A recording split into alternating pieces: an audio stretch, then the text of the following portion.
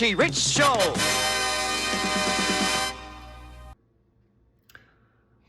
Hey, what up, YouTube? What's going on? This your boy, Trucker Richie Rich, and coming to you on a late night tip here from my house. I had a long day. Well, I want to make this video because a lot of people ask me who I work for, who I pull for, who was I lease operator for. And the company we're going to talk about today is RE Garrison out of Coleman, Alabama. That's who I worked for 14 months, okay?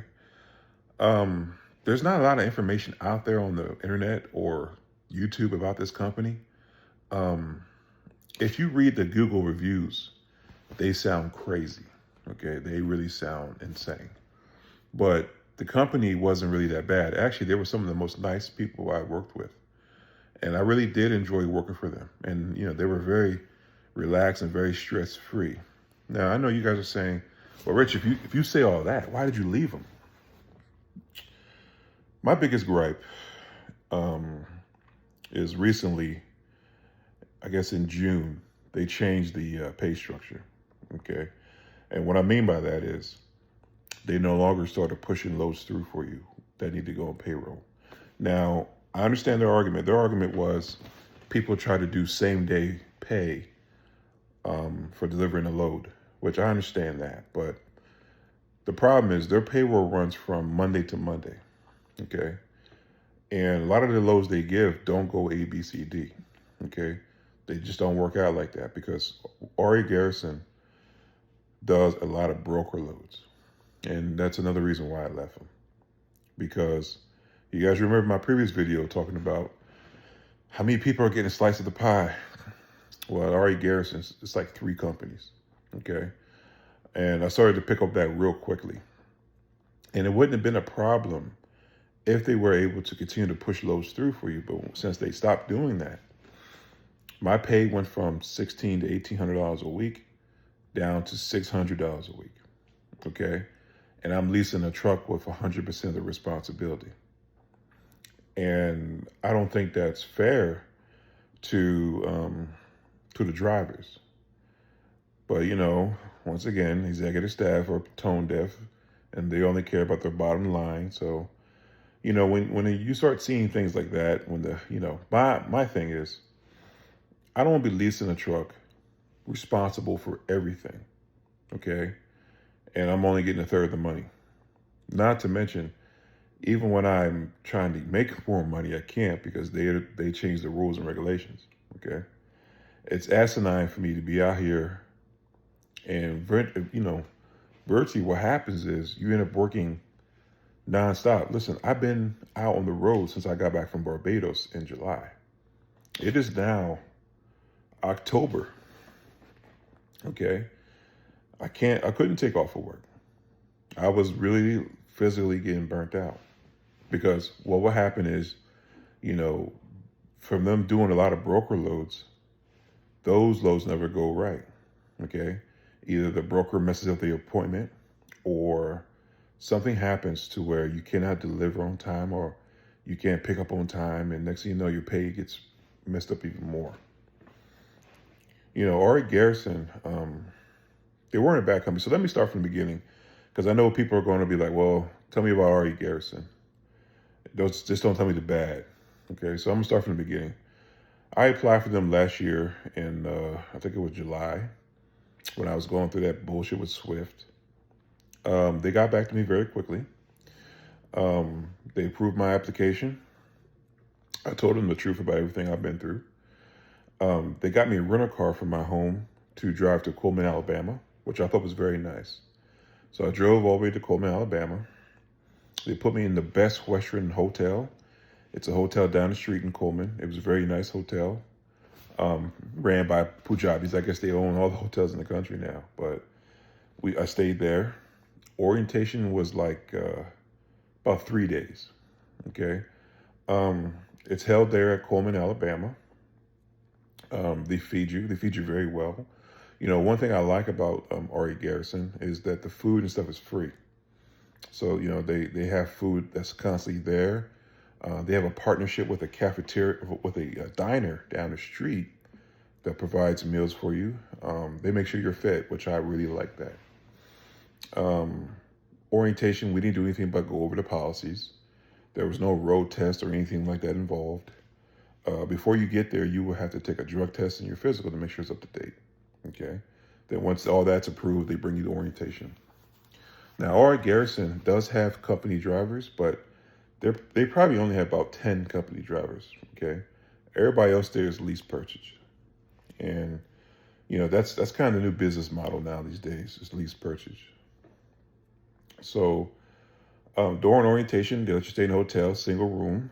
Um, they let you keep the rental car for 3 days while you're there, so you can do your little running around.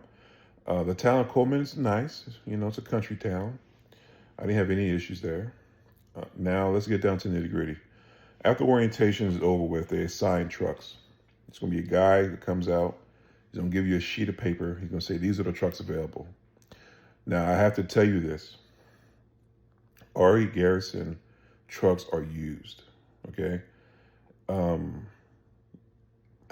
all used. And, how can I say this? If you're looking for a brand new truck, you're not going to find it. And if you did get a brand new truck, I wouldn't do it. I wouldn't recommend it. So it's very common to find the trucks with over 300 or 400,000 miles on them, okay? The trucks are cleaned by a bunch of shop boys, so they don't do the best of job. So prepare to clean your truck. The trucks do have issues. They do. But the mechanics there at Coleman are pretty good.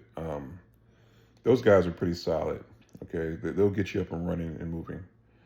But the trucks are used. Now, with that being said, the truck payment ranges from $550 a week all the way up to $1,000 a week. Now, you will be a fool to get $1,000 a week truck note there.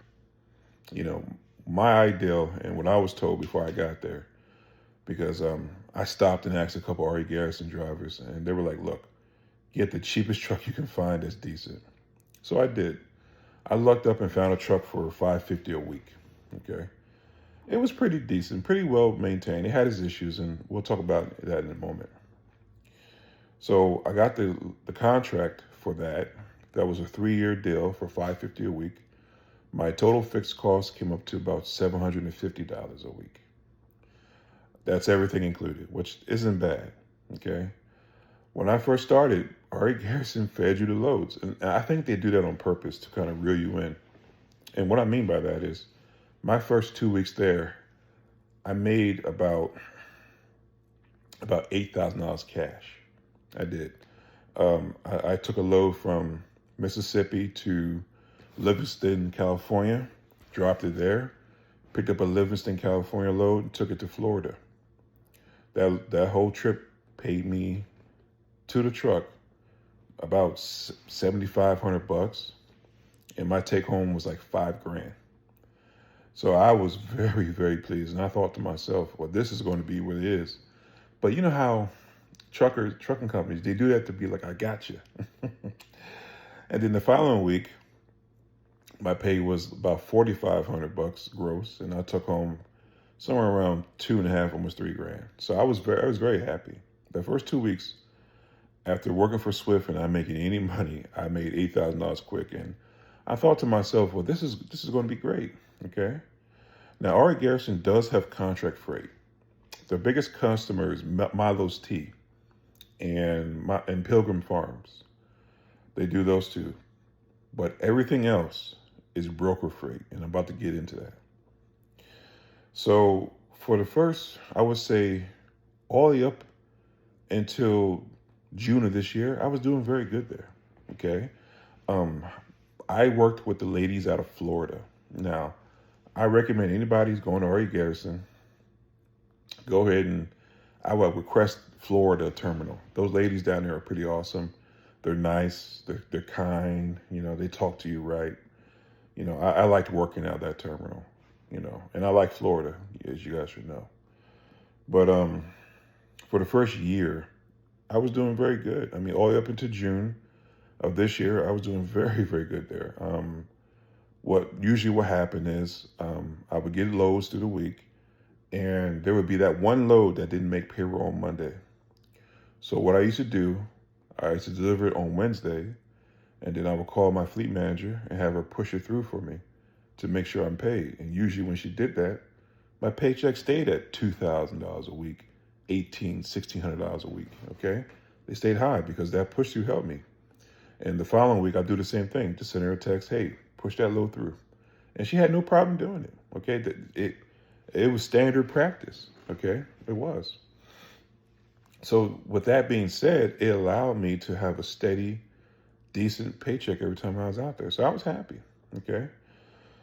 Then they changed the game, okay? We got an email in May saying that they will no longer do push-throughs starting June 1st. And at first I thought to myself, well, I thought like you guys thought. Well, if I get a short paycheck this week, the following week I'll get a bigger paycheck. Well, no, that didn't work out at all. Not at all. What was happening is, I go deliver a load, and the load delivers Monday, or it delivers Saturday, and the next load don't show up until Monday, okay? And then that load don't deliver till Wednesday. Did you see what I mean? They started spacing out loads, and before you know it, it's like, okay, my revenue went from 45 to 5,000 a week to $2,000 a week gross. And you know what? With a $750 truck payment and fuel, that left me literally $300-400 a week now. And that started happening for a while. Okay. There's a couple things that I didn't like about RE Garrison. One, there's a YouTuber on here called Trucker Todd. He's with them now, and some of the stuff he said is kind of true. Paying for reefer fuel. If you're a lease operator there, you have to pay for reefer fuel. Paying for tolls. If you're a lease operator, you pay for all tolls. I don't know if you guys see my one video about double brokering, which I made a couple weeks ago. They ran me from Pennsylvania all the way up to Massachusetts, and then from Massachusetts back down to Pennsylvania, and I got smacked over the head with about $400 in tolls, okay? And I was pretty pissed about that. They didn't really help me with that. But you also pay for washouts, which I don't understand that one. Trailer washouts, that's one you also pay for. So what happens essentially is you start losing all kinds of money. See, because when you're there, it's very common to pick up a trailer that's, one, is very dirty inside, and secondly, has no reefer fuel in it, because guys don't want to put reefer fuel in it. So what happens is you get stuck putting reefer fuel in the trailer you brought there and the trailer you picked up. Now, they're supposed to reimburse you if you send in a macro for it, but they're not very good at that sometimes. And a lot of times you end up chasing your trailer reimbursements, and they don't always work out. Trust me, I'm probably several $1,000s in the hole for that. But as far as the trucks, they're governed at 70 on cruise and 65 on pedal. They have a camera in them, right? But the camera only faces outward. Their safety wasn't that serious, as far as they didn't hound you if something went crazy, They were very relaxed. Like I said, they were a very good company, and I would have stayed with them, but the money just... See, like I always tell you guys, when you do lease purchasing, it's your threshold of pain, okay? If it starts to hurt, you can't take it anymore, then it's time for you to bow out. And see, I'm in a situation now where I don't have to worry about anything.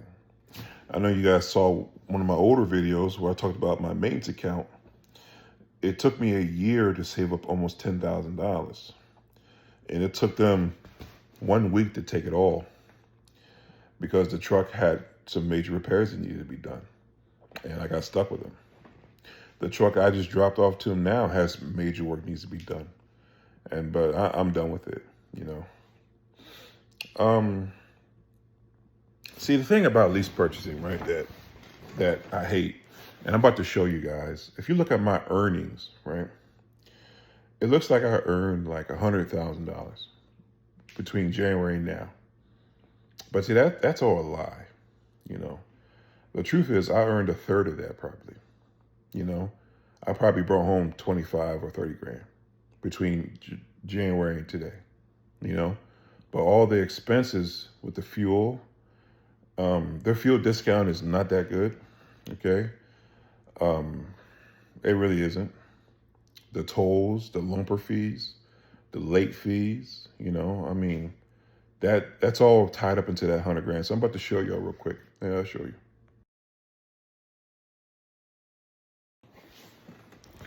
Hey, I'm back. So as you see that I earned 100 grand, right? And you would think to yourself, well, Rich, you earned 100 grand between January and October. So you're doing good. But the truth is, I probably brought home less than a third of that. I'm serious. I'm thinking in my bank account, probably only 25 to 30 grand. See, that's a big misconception. And what happens is, end of the year, RE Garrison gets to write off whatever $100,000 I brought in. Do you understand? Even though now all that reaches my bank account.